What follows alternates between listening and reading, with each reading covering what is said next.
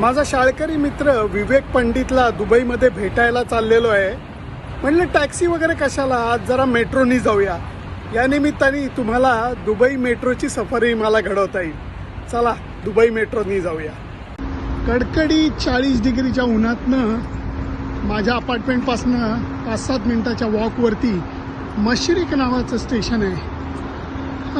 सावली आली आणि एअर कंडिशन स्टेशनही आलं.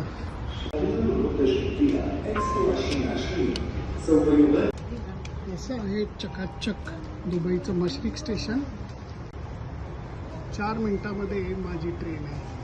The next station is Ashif.